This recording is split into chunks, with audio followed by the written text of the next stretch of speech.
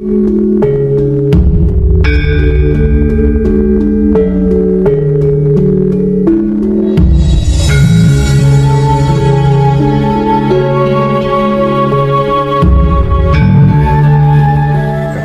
kita mulai dari tadi ya, kira-kira bisa ditarik sebuah kesimpulan apa mungkin supaya ini benar-benar bisa membawa pencerahan bagi teman-teman semuanya, Mas. Jadi dari sekian saya ceritakan dari pertama sampai sekarang ini tadi, jadi proses awal pembentukan materi elemen semesta yang sifatnya makrokosmos dan mikrokosmos. Kalau makrokosmos itu kayak kalau secara makrokosmos itu atau secara di dalam silsilah alam itu ya, setelah Nabi Sib itu terjadi pembentukan dua materi, dua partikel, yaitu non material dan material, Sang Yang Anwar atau Sang Yang Anwas itu. Jadi yang dinamakan Sir itu atom yang kalau di teori Big Bang itu ledakan yang berbentuk cahaya itu ya, cahaya itu yang dinamakan Sang Yang Anwar. Dan pencahayaan itu menimbulkan pecahnya materi, terbentuknya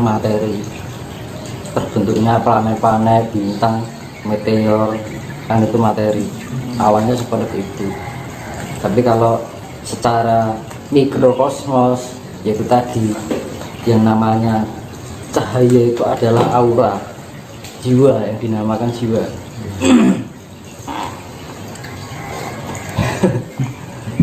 Jadi setelah itu ada perbentukan ion, kan itu.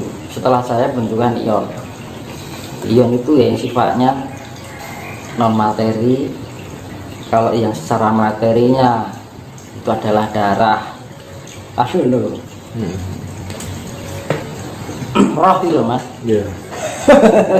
Kehilangan itu mati. Nah, makanya kan ketika kita di tempat malam pakai kain sabit itu tertangkap oks, nah itu roh ion. Terus kalau raga ya materinya, kalau non materinya ya itu sukma, itu. Jadi memang ada berkebalikan, dua ini saling berkesinambungan, saling melengkapi. Jadi ini kembali pada alasan kenapa saya menjelaskan dari pertama manusia dan alam diciptakan sampai terbentuknya gunung-gunung, sampai terbentuknya makhluk hidup, dari manusia purba hingga sampai kita sekarang itu. Jadi secara manusiawi keadaan itu leluhur semuanya, ya leluhurnya bumi, ya leluhurnya tidak hanya manusia, ya leluhurnya bintang dan semuanya. Kalau leluhur kita secara manusia itu manusia purba. Itu fakta, bukan mitos. Karena bukti penelitiannya juga sudah ada. Makanya itulah yang makanya di manusia purba atau fosil-fosil purba banyak ditemukan di 3 daerah itu. Yang paling banyak adalah Sangiran di pesisir gunung, kaki Gunung Lawu, terus Pajakensis di di kaki Gunung Wilis, dan penanggungan yaitu Mojokerto, Tekan Tobrus Mojokertensis yang ada di penanggungan. Nah itu dari 3 gunung itu sampai sekarang nggak ada masalah, aman-aman aja. Ketika di tempat lain banyak bencana kok aman-aman aja. Betul, termasuk corona juga begitu, Mas. Iya. Logis kan gitu. Jadi itulah fungsinya spiritual. Kalau kita sudah memahami tingkat partikel itu, mempelajari tentang kelembutan partikel-partikel alam semesta yang sifatnya non-material. Kalau secara materi kan tidak kita terlihat gitu loh. Kalau non-material itu sangat susah sekali. Dan itu makanya fungsinya Sang Yang Nur Rasa itu kan rasa. Dan gitu makanya Sang Yang Nur Cahya itu kan ya cahaya itu tadi, jiwa itu. Jiwa melahirkan sang yang nur rasa. Akhirnya kita punya indera perasa penciuman itu karena punya rasa ion. Itu makanya dolanan HP iso ngrasake kandel tipis kan karena kita ada ion-ion tadi. Nah, ion-ion tadi terdapat senyawa. Senyawa itu membentuk zat cair, zat padas, zat gas, zat api. Besok itu di peradaban baru itu orang sudah supernatural. Jadi penggunaan pemahaman partikel, sudah tingkat partikel elemen. Jadi yang sekarang masih belum terbebas dengan imajinasi pikir, tapi besok itu sudah lepas dari imajinasi pikiran. Dan barangkali dulu kita kenal sebagai sesuatu hal yang gaib dan irasional, nanti semuanya bisa dinyatakan, bisa dilogikakan dengan sang yang rasa gitu, nur rasa. Iya betul. Makanya dibilang nur, cahaya. Oke. Nah itu makanya dengan semua penjelasan ini dari saya kembalikan, kita harus mempunyai, jangan lepas dari otak dan hati kita tentang kasih sayang. Itu yang menyelamatkan kita. Itu secara non materi itu adalah kasih sayang. Tapi secara materi itu antara proton dan neutron itu harus kondisi kapasitasnya sama 50% antara nafsu dan ego itu harus 50% dan akhirnya dari 50% dan 50% antara proton dan neutron sama muatannya sama, kekuatan muatannya yang tarik menarik, akhirnya timbul kekuatan neutron. Neutron itu sifatnya netral itu damai murni, jadi ada keseimbangan. Makanya titik temunya yang tengah, apapun yang di kelebihan juga nggak baik, kekurangan pun juga nggak baik. Makanya lah fungsinya saya memberi jadi aku memberitahu kejadian gini, tapi juga bertanggung jawab untuk memberikan solusi kan gitu. Jadi tidak meramal tapi nggak ada solusinya kan kasihan kan, itu yang mendengarkan.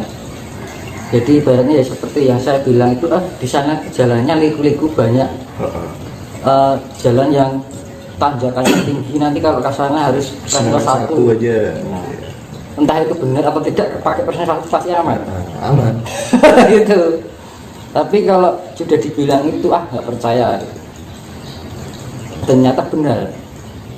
Ya jadi mulai sekarang harus menimbulkan rasa walas asih itu. Kita mengamanyakan walas asih, sifat-sifat walas asih itu kepada banyak orang ya Mas ya. Dan yang penting lagi adalah kasih sayang. Jadi orang harus berguna bagi alam. Yang penting hindari sifat adigang, adigun, adiguno. Makanya itu di dalam Jawa kan juga apa sendiri lebur dening pangasuti loh, yang namanya itu Suro dirut jaya nirat lebur dening pangasuti. Jadi keburukan itu akan hancur dengan sifat asih, sifat kasih, yang itu sifat baik. Makanya segala kejahatan ini akan hancur dengan kasih. Ya besok itu orang cerdas sekali Mas. Jadi misalkan yang selamat itu terupgrade. Ini aja sudah terjadi kok, belum dibalik aja sudah banyak terjadi orang yang mata batinnya terbuka, tiba-tiba bisa gini, bisa gitu, terupgrade dengan sendirinya. Itu baru efek kecil. Tapi ada juga yang ternegatifkan. Jadi hanya orang pilihan kan gitu kan. Hanya orang-orang tertentu yang mungkin kandungan genetika dari leluhurnya itu bagus. Jadi istilahnya mendukung gitu loh, dari genetika leluhurnya itu mendukung si anak tadi. Jadi tiba-tiba mempunyai kelebihan yang sebelumnya dia tidak disadari, kayak terbangun itu spiritnya. Itu sudah terjadi. Gitu loh. Itu baru efek kecil, belum nanti kalau sudah pembalikan gini efeknya besar sekali. Dan besok ketika banyak orang bisa memahami partikel semesta itu tadi, orang akan pintar mencerdaskan diri,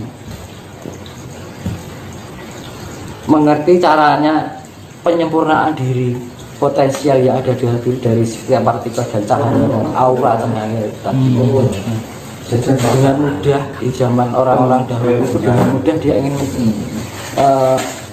menyempurnakan partikel-partikel dalam bagian tubuh, semua bagian tubuh manusia itu di zaman itu. Makanya di ajaran besok itu ya seperti saya jelaskan di video sebelumnya, akan kembalinya ilmu sangkan parane dumadi, tapi secara metode ilmiah, tapi konsepnya sama. Ilmu sangkan parane dumadi, tapi secara metode ilmiah, tapi konsepnya sama. Ilmu sangkan parane dumadi panglurate diyu. Kan gitu. Ilmu suatu pengetahuan sangkan parane dumadi itu kan dari awal berangkat dumadi kembali ke asal pangruating diyu, itu penyempurnaan diri agar kita menjadi hal yang sifatnya kotor di dalam tubuh kita itu menjadi sempurna lagi. Nah tadi makanya saya jelaskan tadi yang untuk pemurnian itu yang dimurnikan ada dua sifat, yaitu non material dan material. Non material tugasnya Isa Al-Masih itu tadi, kalau di wayang Isang Geni kan gitu, Isang Geni ditisani sang yang menang. Isa Al-Masih dibilang kalau Nasrani putra Allah kan ngono. Lah dengan cara kasih. Nah, untuk penyempurnaan partikel non materi itu dengan kasih penyempurnaannya, pemurniannya kan gitu. Terus ya tadi yang non materi, yang materi itu penyempurnaannya dengan air laut. Di agama yang namanya Nabi Khidir, penguasa laut. Kalau di wayang Antasena titipan sayang Dano, makanya disapu dibersihkan karena air laut sifatnya penetralisir kan gitu.